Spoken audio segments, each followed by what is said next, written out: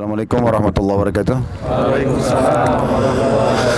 Alhamdulillah wassalatu wassalamu ala Rasulillah. Segala puji dan puja kehadirat Allah Subhanahu wa taala, juga salawat dan taslim kepada Nabi besar Muhammad sallallahu alaihi wasallam. Kita sekarang berada di gunung atau Bukit Pemanah.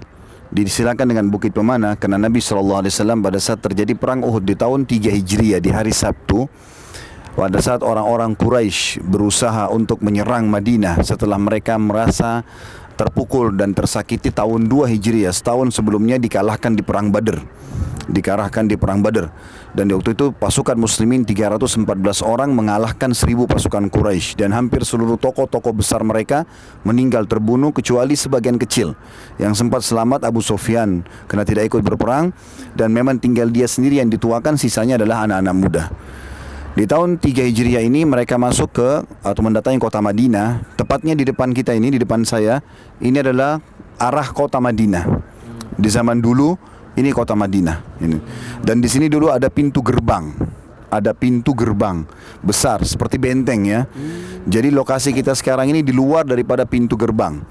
Perbatasannya adalah lembah yang ada di depan, yang ada jembatan itu perbatasannya. Di sebelah kiri saya ini Gunung Uhud yang sudah saya jelaskan tadi di bus. Ini Gunung Uhud dan dia cukup besar lingkarannya ya, dan salah satu dari gunung-gunung surga. Serta di sebelah kanan saya arah gunung, lihat ada bangunan di atas gunung enggak? Ya, itu istana raja. Kalau raja-raja Saudi datang ke Madinah, maka mereka tinggal di sana. Dan kalau ditarik garis lurus ke arah sana, kita akan temukan di sana adalah kota Mekah. Nah, berarti secara peta pasukan Quraisy datang dari arah sana sampai tiba di lokasi parkiran di bawah kita ini. Tujuan mereka adalah ingin menyerang Madinah. Dan Madinah pintu bentengnya ada di depan sini tadi, sebagaimana saya katakan ya. Itu tepatnya terjadi di hari Sabtu tahun 3 Hijriah. Dan pada saat itu Nabi alaihissalatu wassalam mendapatkan informasi wahyu kalau Quraisy sudah keluar. Jadi bukan baru mau membentuk pasukan, tapi sudah keluar dan sudah mendekati Madinah. Maka Nabi SAW bermusyawarah dengan para sahabat. Ini ada kejadian seperti ini, Quraisy mau keluar, bagaimana pendapat kalian?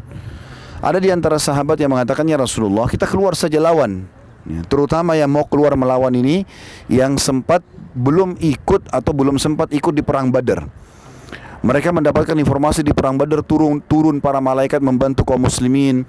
Mereka dapatkan informasi para syuhada yang meninggal, Nabi SAW jamin bagi mereka surga. Tokoh-tokoh Quraisy terkalahkan, banyaknya ghanimah, harta rampasan perang didapatkan. Maka mereka termotivasi ingin juga berperang. Maka kelompok ini mengatakan, ya Rasulullah, kita keluar saja hadapin. Ada juga kelompok yang mengatakan tidak, kita tinggal aja di Madinah dalam benteng, karena Quraisy sudah dekat. Kalau dalam benteng Quraisy nggak bisa buat apa-apa. Kalau mereka mengepung, kita lemparin anak panah, lemparin tombak, selesai, gitu kan? Termasuk pendapat yang keduanya didukung oleh Nabi SAW. Nabi sendiri maunya begitu. Udah kita di benteng Madinah aja, nggak usah keluar. Tapi karena banyaknya sahabat yang ingin sekali keluar, akhirnya Nabi SAW menerima pendapat mereka. Tapi Nabi ingatkan, Nabi mengatakan, saya telah bermimpi semalam. Saya melihat ada retakan di pedang saya. Lalu saya melihat ada sapi yang disembeli, dan saya melihat saya masuk ke dalam sebuah benteng yang kokoh. Maka para sahabat mengatakan, ya Rasulullah, apa takwil mimpi itu? Kata Nabi SAW, kalau yang pertama, ada beberapa sahabatku yang akan terbunuh, retakan pedang itu. Kemudian yang kedua, ada sapi yang disembeli, adanya kerabatku yang sangat dekat yang akan terbunuh. Dan yang ketiga, benteng yang kuat adalah kota Madinah. Tapi para sahabat terus mengatakan, ya Rasulullah, kami ingin keluar. Maka Nabi SAW pun pulang ke rumahnya, lalu mengenakan baju perang, menyuruh Aisyah radhiyallahu anha menyiapkan perangkat perang, lalu disiapkanlah semuanya. Setelah disiapkan, maka Nabi SAW pun keluar dengan pakaian lengkapnya. Beberapa sahabat sempat diskusi mengatakan, sepertinya kita memaksa Nabi SAW. Lebih baik kita ikut aja pendapat beliau. Lalu mereka mengatakan, ya Rasulullah, nggak apa-apa, tinggal di Madinah aja. Kami tadi mungkin keliru. Lalu Nabi SAW menyampaikan sabdanya yang masyhur masalah peperangan, tidak layak seorang Nabi setelah mengenakan baju perang, kemudian dia mencopotnya kembali sebelum Allah tentukan dia akan menang atau pasukannya yang menang. Maka Nabi SAW pun keluar dengan pasukannya. Waktu itu pasukan muslimin 1000 orang, 700 dari orang-orang beriman yang benar, 300 dari orang-orang munafik. Dan orang-orang munafikin dipimpin oleh pimpinan mereka namanya Ubaidillah bin Abi Salul. Ini kepala munafikin yang luar biasa, yang banyak ayat Al-Quran turun karena dia. Dia rupanya membentuk pasukan 300 bergabung dengan pasukan muslimin untuk menggoyahkan kekuatan umat Islam. Buktinya pada saat dia ikut ke lokasi peperangan ini, di tengah jalan dia kembali dengan 300 orang itu untuk membuat shock terapi bagi kaum muslimin. Tapi justru itu kebaikan bagi umat Islam karena tertinggal orang-orang beriman saja. Nabi SAW akhirnya keluar dari pintu gerbang ini karena pasukan Quraisy sudah dekat dan terlihat, dan kalau langsung keluar dari sini Quraisy bisa mengejar dan bisa-bisa pintu gerbang Madinah terserang. Maka beliau manuver dari belakang pohon-pohon kurma. Bisa dilihat di sebelah kiri saya banyak pohon kurma ya. Itu masih termasuk ada peninggalan-peninggalan. Dan dulu ini di bawah Gunung Uhud ini belum ada pemukiman rumah seperti itu, tapi kebanyakan pohon-pohon kurma semuanya. Ini perkebunan yang sangat lebat. Maka Nabi SAW manuver dari belakang itu sampai di dekat lereng atau di bawah kaki bukit Gunung Uhud ini, terus manuver sampai ke arah di sudut sana ada seperti cekungan ya, di pojok ya, lihat ya. Nah, cekungan itu di daerah bawah situlah pasukan muslimin. Sehingga akhirnya pasukan muslimin yang 700 orang itu dengan sendirinya, tadinya dari pintu gerbang, tiba-tiba sudah ada berhadapan dengan pasukan orang-orang Quraisy ke depan. Maka dengan adanya strategi ini, orang-orang Quraisy tidak jadi menyerang benteng, tapi mereka akhirnya berhadapan dengan pasukan muslimin. Sebelum pasukan Quraisy juga mendekat, Nabi SAW memilih strategi perang. Salah satunya adalah sebabnya kita naik ke bukit ini, beliau meletakkan 50 pemanah di bukit ini. Dan Nabi SAW titip pesan, jangan turun dari bukit ini, baik kami kalah atau kami menang. Tidak boleh turun sama sekali. Dan ini wasiat Nabi SAW dipegang erat oleh pimpinan dari 50 pemanah bernama Abdullah bin Jubair radhiyallahu anhu. Yang jelas 50 pemanah ini kalau pemanah seperti sniper sekarang ya. Bahkan di zaman dulu ahli-ahli panah itu bisa melepaskan satu kali bidikan bisa 2 sampai 3 anak panah. Dan itu berarti bisa mengena sasaran 2-3 orang. Jadi walaupun ribuan orang, kalau 50 orang melempar anak panah, satu anak panah saya satu orang berarti bisa 50 langsung mati kan gitu. Kalau 1000 pun kebetulan waktu itu pasukan Quraisy 3000 orang ya. Itu tetap juga bisa habis. Itu satu sisi strategi perang muslimin. Strategi perang orang-orang Quraisy, waktu mereka melihat ada 50 pemanah di sini, karena kelihatan kayak kita di atas ini orang dari jauh bisa lihat, gitu kan. Maka mereka menyendirikan dari 3000 pasukan 200 orang dipimpin oleh Khalid bin Walid. Waktu itu belum masuk Islam radhiyallahu anhu. Dia sembunyi di lembah itu yang ada jembatan itu, ya. Dulu agak curam ke dalam. Maka mereka sembunyi di sana supaya tidak kelihatan. Tujuannya mereka memantau peperangan dari jauh, dan kapan ada kesempatan mereka harus menyerang bukit pemanah ini. Nah, bukit pemanah ini kekuatan umat Islam. Tapi yang jelas pasukan Quraisy itu datang dan mereka waktu itu luar biasa. Mereka mengajak semua wanita-wanita mereka, penari-penari, minuman-minuman khamar, minuman keras, gendang-gendang, harta yang banyak untuk menggiurkan para prajurit supaya mereka semangat untuk membalas dendam kekalahan di perang Badar. Pada saat itu, di zaman itu, peperangan itu dianggap atau pasukan dianggap masih kuat kalau mereka masih punya bendera yang bisa diangkat. Ya. Kalaupun tinggal satu orang prajurit tapi bendera masih berdiri, berarti mereka masih kuat. Walaupun ribuan orang, kalau bendera jatuh berarti kalah. Seperti itulah. Waktu mau terjadi peperangan di perang Badar tahun 2 Hijriah, orang-orang kafir Quraisy ini dipermalukan dengan perang duel. Jadi keluar kesatria mereka lalu hadapin kaum muslimin, kalah. Terus begitu, peperangan pun kalah. Maka sekarang mereka sudah tidak mau lagi duel, mereka mau langsung peperangan, gitu kan. Nah, pada saat itu 2.800 pasukan Quraisy melawan 650 pasukan muslim. Dari 650 ini tentu saja ada Nabi SAW di bagian belakang. Nabi SAW tidak ikut di kancah peperangan, tapi bagian belakang menginstruksikan sahabat untuk melakukan apa saja. Waktu itu ada beberapa sahabat mengambil inisiatif. Di antaranya ada 4 orang sahabat yang masyhur, Hamzah bin Abdul Muttalib, paman Nabi SAW. Ada Ali bin Abi Thalib, sepupu Nabi SAW. Ada Zubair bin Awam, sepupu juga Nabi SAW. Dan ada Asim, ya. Ini seorang sahabat Nabi juga masih punya hubungan kerabat dengan Nabi SAW. Mereka sepakat 4 orang ini untuk menyerang pemegang bendera Quraisy, dengan tujuan kalau bendera jatuh maka sebanyak apapun pasti mereka kalah. Terjadilah peperangan yang besar-besaran pada saat itu dengan pecikan takbir segala macam, 650 lawan 2.800. Dan akhirnya pasukan Quraisy yang memegang bendera dari suku Abdiddar, ada 11 orang mereka, sudah sepakat sampai mati harus mempertahankan bendera. Maka dibunuhlah pemegang bendera pertama oleh Hamzah. Terus pemegang bendera kedua memegang, dibunuh lagi 3, 4 sampai 11 kali jatuh, sampai 10 kali atau 11 kali jatuh. Dan ke-11 orang itu semuanya terbunuh. Semuanya terbunuh. Nah, karena semuanya terbunuh 11 orang itu, maka bendera Quraisy jatuh. Nah, pada saat jatuh tidak ada lagi yang berani mengambil karena ke-11 orang itu tergeletak semuanya jatuh di dekat bendera. Maka orang-orang Quraisy kocar-kacir pada saat itu. Mereka kocar-kacir, ditambah lagi dalam hitungan menit saja 50 pemanah melepaskan 50 anak panah, 50 anak panah, terus begitu. Dan satu orang prajurit pemegang panah itu bisa menaruh di kotaknya, di cemetinya itu sekitar 100 anak panah. Jadi dia bisa membunuh banyak sekali orang, gitu kan. Maka pasukan Quraisy hanya kocar-kacir. Kata para sahabat, di awal kancah peperangan kami menyaksikan dengan mata kepala kami pasukan Quraisy terkocar-kacir sampai mereka meninggalkan kaum wanita mereka.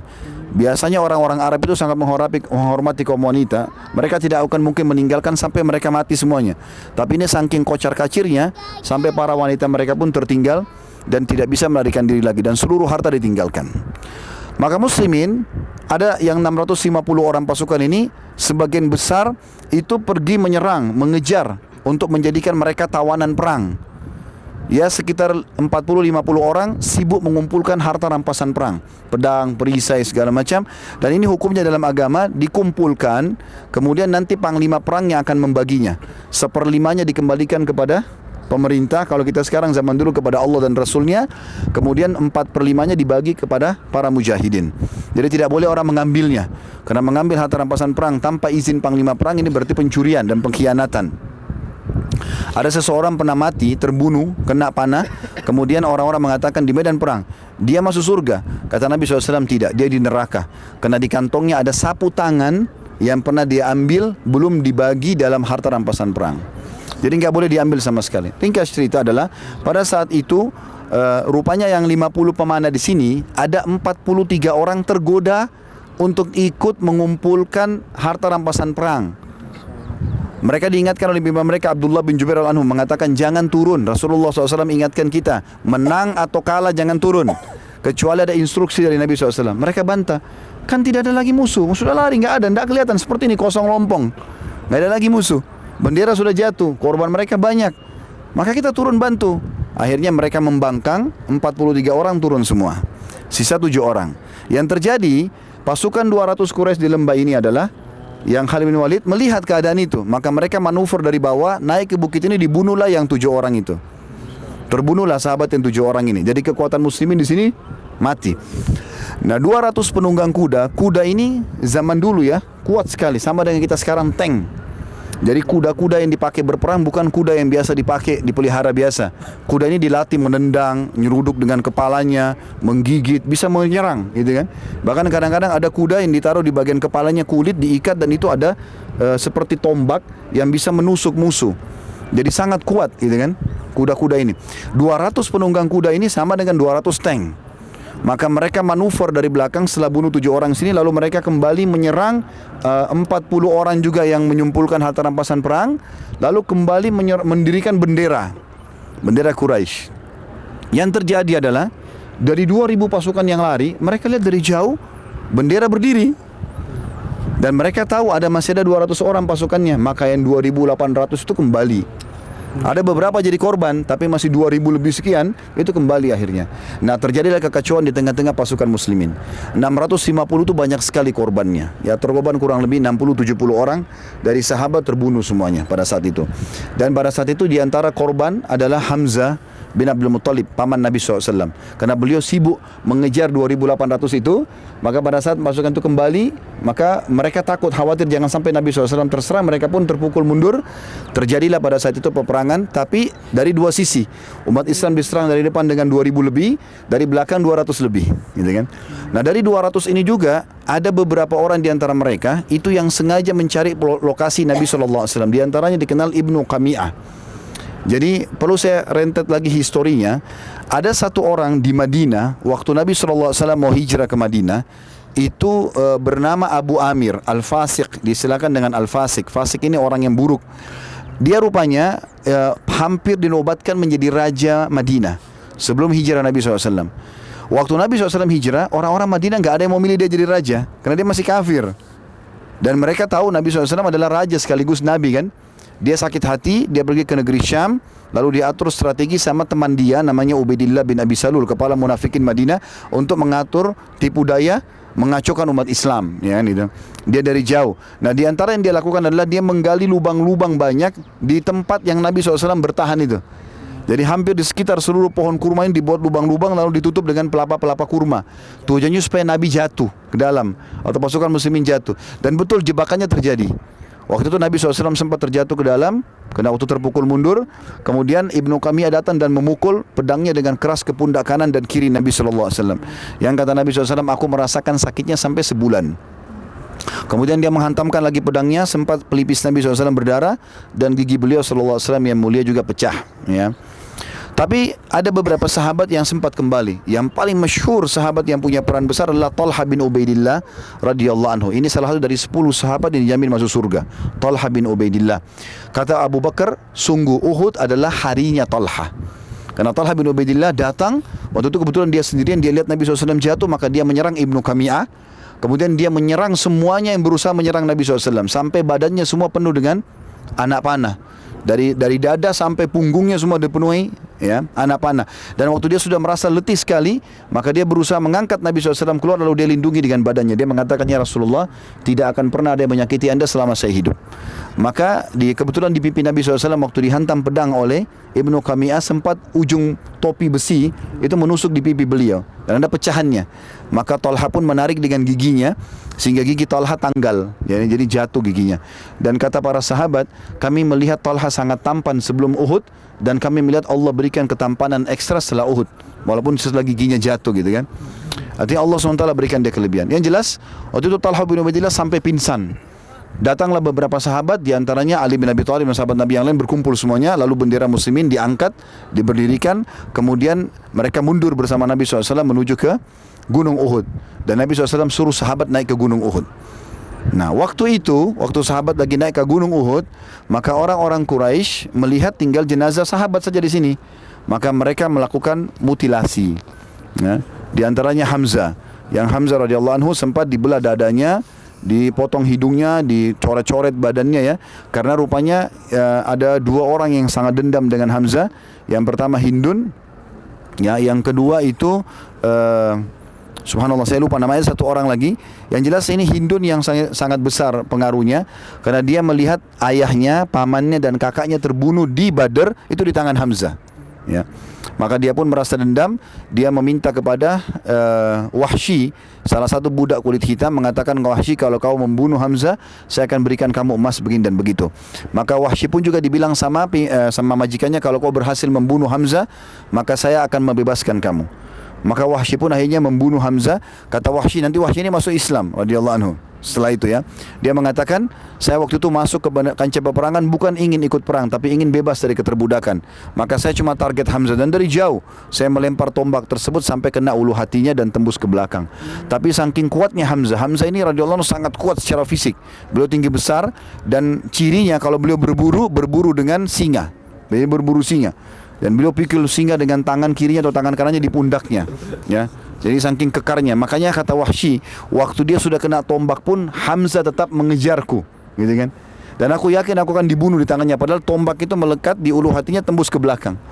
Tapi karena subhanallah kuatnya tekanan tersebut, sampai akhirnya Hamzah jatuh terbunuh mati syahid radhiyallahu anhu pada saat mendekati Wahsy. Pada saat itu teman-teman sekalian terjadilah beberapa orang yang dimutilasi dan beberapa syuhada Uhud. Kita akan datangi tempat mereka, itu di belakang kita sebelah kanan.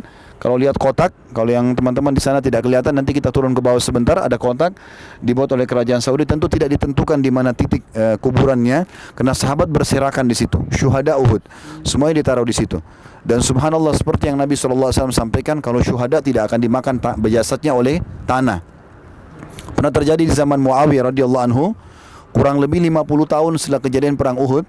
sempat masyarakat Madinah minta agar dibuat saluran air untuk menuju Madinah dari sini. Kebetulan ada mata air di dekat kuburan ini. Maka Muawiyah pun suruh menggali kuburan para syuhada untuk ditata kembali. Waktu mereka gali, mereka masih mengenal, karena Muawiyah mengenal Hamzah, mengenal para sahabat. Ini para sahabat masih hidup. Maka digalilah, mereka temukan jenazah mereka masih utuh. Ya, bahkan kaki Hamzah radhiyallahu anhu sempat tersentuh dengan kampak dan mengeluarkan darah. Ya. Kemudian juga ada sahabat yang mulia di sini mati syahid selain Hamzah. Hamzah tentu adalah pemimpin syuhada. Ya. Kemudian ada juga Abdullah bin Haram radhiyallahu anhu. Ini orang yang sangat mulia, jarang orang tahu kisahnya.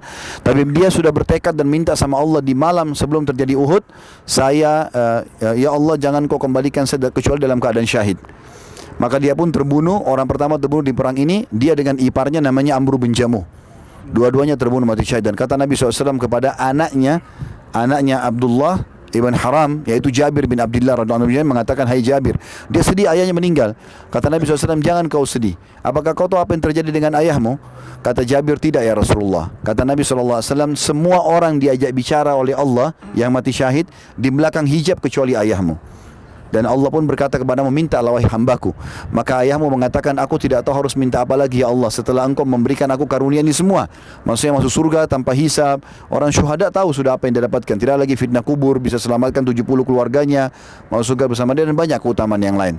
Yang jelas Allah SWT terus, ya, kata Nabi SAW, Allah terus menyuruh ayahmu untuk minta, sampai karena dia sudah tahu, dia lihat tidak ada lagi kesempatan kecuali harus minta. Maka dia pun berkata, ya Allah, kalaupun aku harus minta, akan kembalikan ruhku ke jasadku agar aku terbunuh lagi. Dan ini sesuai dengan sabda Nabi SAW dalam hadis lain, semua orang yang mati tidak berharap hidup kembali kecuali para syuhada, karena mereka bukan syuhada untuk kembali kepada istri anaknya, ya, tapi mereka mau kembali untuk terbunuh lagi, lalu kemudian hidup lagi, begitu terus. Maka ini keutamaan. Juga termasuk korban Uhud yang sangat mulia adalah Mus'ab bin Umair radhiyallahu anhu. Ini adalah orang yang sangat tampan, kaya raya di Mekah. Setelah masuk Islam, dia betul-betul serius dan dia menjadi dai Nabi SAW. Hampir satu kota Madinah masuk Islam di tangan dia. Maka dia pun pemegang bendera, lalu dibunuh oleh Ibnu Qami'ah. Ibnu Qami'ah tadi yang sempat memukul Nabi SAW, waktu dia diserang oleh Talha, dia lari. Kemudian dia lihat, waktu dia lari ke kancah peperangan, dia lihat ada bendera lagi berdiri, ternyata Mus'ab bin Umair. Saking tampannya Mus'ab, maka dia kira seperti ini Nabi. Ini pasti Nabi Muhammad SAW, karena mirip mukanya. Maka dari belakang dia memotong tangan kanan Mus'ab, lalu Mus'ab memegang dengan tangan kiri bendera, lalu dipotong tangan kirinya, lalu Mus'ab tahan dengan sisa tangannya, lalu ditusuk badannya, hanya meninggal. Maka Ibnu Qami'ah sebarkan informasi bohong. Dia mengatakan, aku telah membunuh Muhammad. Maka informasi ini menyebar di kancah peperangan seperti virus, sampai membuat para sahabat sempat down pada saat itu. Mereka merasa terpukul. Di antaranya Umar bin Khattab sendiri mengatakan, aku tiba-tiba terduduk di tanah, kemudian melepaskan pedang, dan aku merasa sudah tidak ada lagi harapan. Sampai lewat seorang sahabat, ya. Sahabat ini kebetulan tidak sempat hadir di Badr, dan dia rindu sekali ingin mati syahid, ingin dapat apa yang didapatkan oleh para syuhada Badr. Maka dia bilang, ya Allah, andai saja masih ada peperangan dengan Quraisy dengan Nabi memulai hari ini, maksudnya setelah perang Badr, maka libatkanlah aku dan aku akan perlihatkan yang terbaik dari aku. Maka dia pun berazam untuk mati. Orang ini kemudian masuk ke dalam kancah peperangan melewati Umar. Lalu Umar mengatakan, kemana aku akan pergi? Dia bilang, ke surga. Saya sudah mencium bau surga di depan Uhud. Kata dia, bukankah, kata Umar bin Khattab bilang, ini Umar bin Khattab sangat kokoh sebenarnya. Lalu dia mengatakan, Umar bilang, bukankah Rasulullah SAW sudah mati? Kata dia, kalau Rasulullah mati, maka bangunlah untuk mati bersamanya, gitu kan. Maka akhirnya Umar pun mengatakan, tiba-tiba seperti ada semangat baru, kami pun berdiri dan kami berusaha untuk mengikutinya, tapi demi Allah kami enggak bisa mengikutinya. Dia sendirian masuk menerobos musuh, sampai selesai peperangan tidak ditemukan sepotong pun dari badannya, ya, kecuali hanya jarinya saja ditemukan pada saat itu, dan itu pun saudaranya yang mengenal kalau ini jari kakaknya. Ini juga salah satu syuhada. Kemudian di antara syuhada yang mulia di Uhud adalah Julaibib namanya. Julaibib ini seorang sahabat yang sangat dicintai oleh Nabi SAW. Badannya kecil sekali dan wajahnya memiliki kekurangan, sampai waktu di Madinah melamar wanita selalu ditolak, gitu kan. Dan Nabi SAW akhirnya lamarkan dia, seorang wanita mulia, dan diterima karena lamaran Nabi SAW. Julaibib ini, kata Nabi SAW waktu selesai peperangan dan Quraisy sudah mulai mau pergi, kata Nabi SAW, coba cari untukku Julaibib. Maka ditemukan oleh para sahabat, dia mati terbunuh, dan di sebelahnya ada 7 orang Quraisy yang sudah juga dibunuh sama dia. Jadi subhanallah, Islam mengajarkan kepada kita kekuatan bukan di fisik saja, tapi di jiwa, ruh seseorang. Ya, makanan ruh adalah ilmu syar'i. Kalau ilmu kuat, ruh kita kuat, maka biar jasadnya lemah, dia bisa melalui kehidupan ini. Tapi kalau ruhnya lemah, walaupun jasadnya sehat, binaragawan, dia akan lemah juga. Maka ini pelajaran besar dari Julaibib radhiyallahu anhu. Dan ada juga sahabat Nabi yang lain yang juga tidak kalah mulia adalah Handalah radhiyallahu anhu. Handalah ini dia malam Sabtu, hari Jumat malam menikah. Dia pengantin baru, kemudian dia tidak berhubungan sama istrinya kecuali habis sholat subuh hari Sabtunya. Selepas sholat subuh dia berhubungan sama istrinya dalam keadaan dia junub, terdengar panggilan jihad. Maka dia pun segera memakai baju perangnya sebelum mandi junub. Lalu dia ikut peperangan dan subhanallah terbunuh, mati syahid. Maka Nabi SAW waktu dilihat jenazah Handalah, beliau melihat lalu beliau alihkan pandangannya. Kata para sahabat, ya Rasulullah, ada apa dengan Handalah?